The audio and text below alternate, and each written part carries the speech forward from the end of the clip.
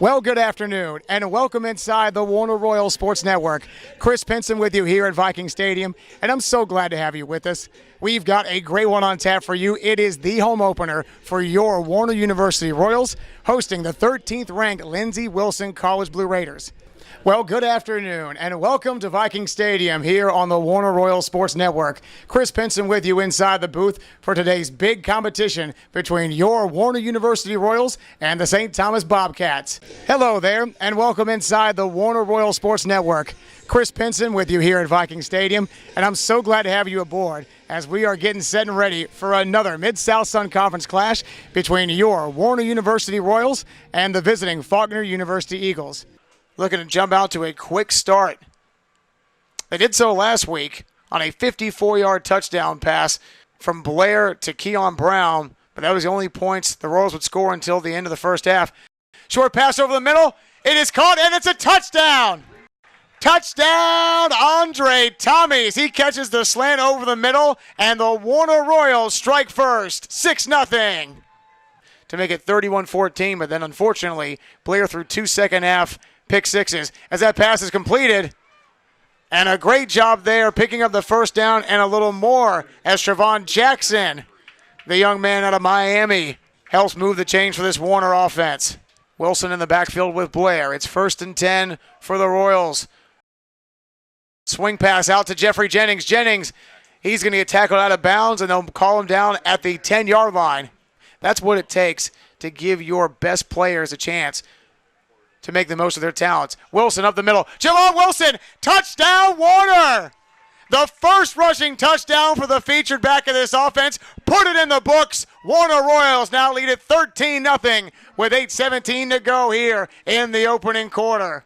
So unfortunately, instead of getting off the field, the Royals defense stays out there, and it's a fresh set of downs. There's a deep pass down the left side here, and it's intercepted! Intercepted by the Royals!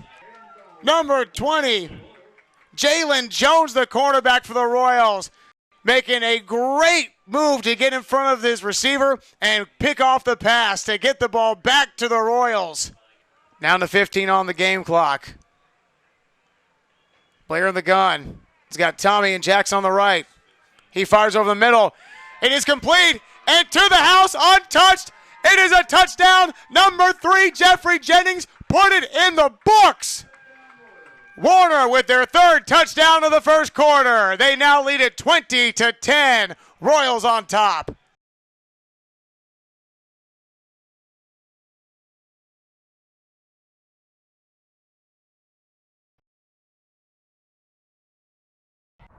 If you're an avid golfer, you probably know someone who's made a hole-in-one. But have you ever heard of anyone making a hole-in-one right-handed and left-handed? Meet Blake Lyles, an aspiring pro golfer and the only person I've ever met to accomplish this feat.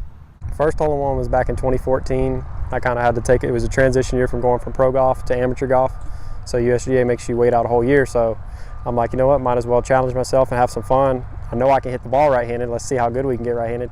And like the first week of practicing and playing, I had a 7-iron that hold it out on a 16 at Muni, 170-yard shot. Okay, so beginner's luck. But what about that second hole-in-one? How'd you get that one? I got my second one here at Sebring Golf Club about 2 months ago on number 11 with a 6-iron, 200-yard shot. I wasn't expecting nothing. I birdied number 10, normal afternoon of practice with my dad.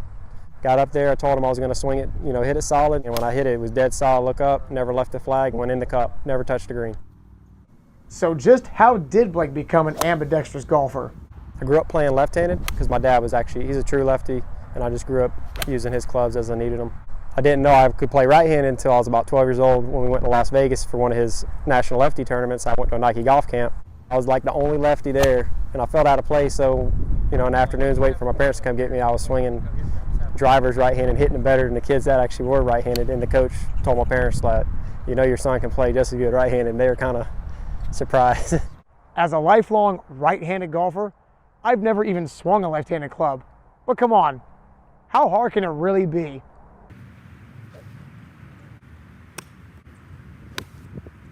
Okay, so maybe it does require more practice. But how do you celebrate your first hole-in-one anyways? My parents, we had a good dinner, and then I told everybody that knows I play golf that I got my first hole-in-one. That was pretty neat. Blake says he plans to pursue his dream of playing on the PGA Tour this coming spring. And who knows, maybe he'll get paid for his next hole-in-one. Reporting from Sebring Golf Club, Chris Pinson, Highlands, ESPN. Well, Bucs fans, it certainly wasn't a flawless victory, but Jameis Winston overcame injury to lead his team to its third straight win and set a career high by throwing for 456 yards and 4 touchdowns. His resilient play was impressive to watch, but his gutsy effort is nothing new for teammates.